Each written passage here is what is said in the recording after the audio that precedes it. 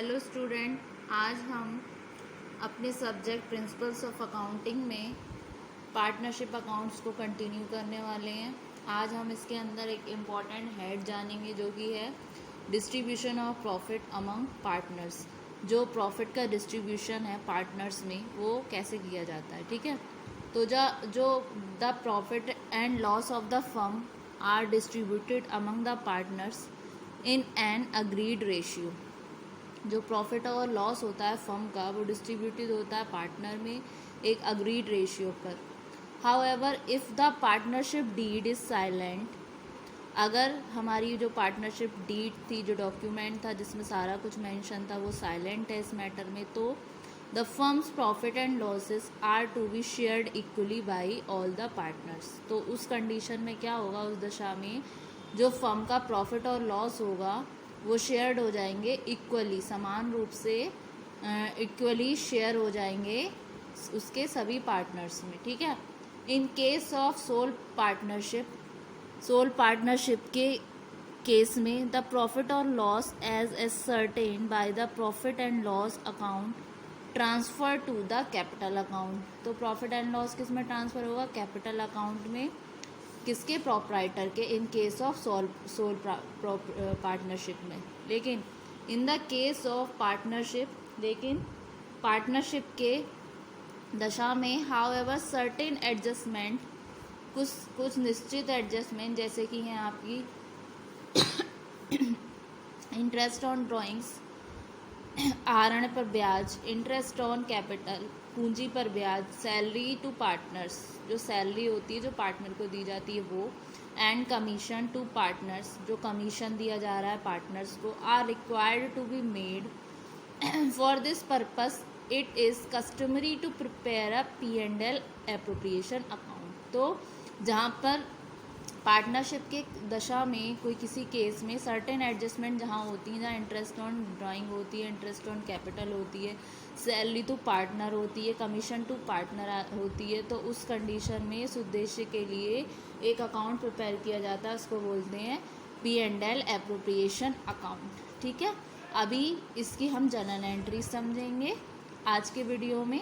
जो general entries होंगी इन interest on drawing और प्रॉफिट एंड लॉस के रिगार्डिंग में, फिर नेक्स्ट वाले वीडियो में हम इसका फॉर्मेट करेंगे, ठीक है। तो अभी हम समझते हैं जनरल एंट्रीज। फर्स्ट कंडीशन आती है जब transfer of the balance of P&L account to, जब ट्रांसफ़र होता है बैलेंस प्रॉफिट एंड लॉस का।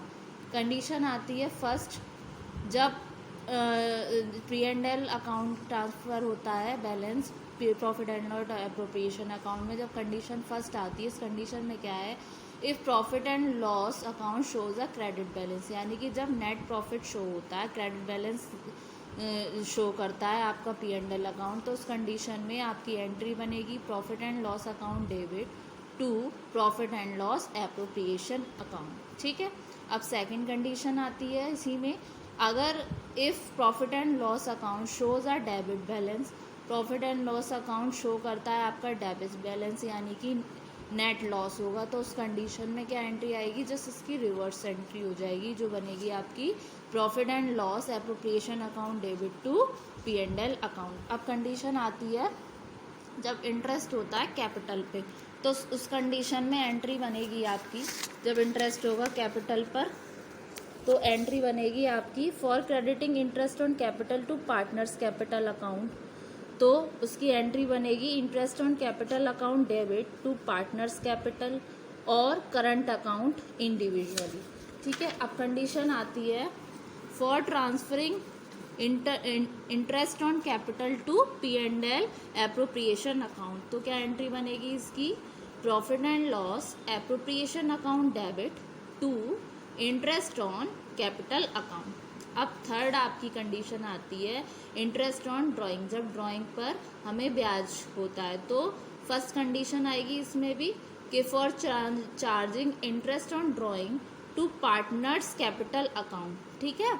इस कंडीशन में एंट्री बनेगी आपकी पार्टनर्स कैपिटल और current account debit to interest on drawings account. अब ट्रांसफ़र होगा interest on drawing P&L appropriation account में, तो इसकी एंट्री बनेगी interest on drawings account debit to profit and loss appropriation account. ठीक है, अब फोर्थ एंट्री बनेगी, फोर्थ एंट्री आती है आपकी किस कंडीशन में, जब पार्टनर की सैलरी होती है। तो फर्स्ट कंडीशन इसमें आएगी for crediting partner salary to partners capital account. ठीक है, तो उस कंडीशन में एंट्री बनेगी आपकी salary to partner account debit to partners capital और करंट अकाउंट। ठीक है, अब आती है नेक्स्ट कंडीशन इसी में पार्टनर सैलरी में, for transferring partners salary to P&L appropriation account. इस कंडीशन में आपकी एंट्री बनेगी profit and loss appropriation account debit to salary to partners account.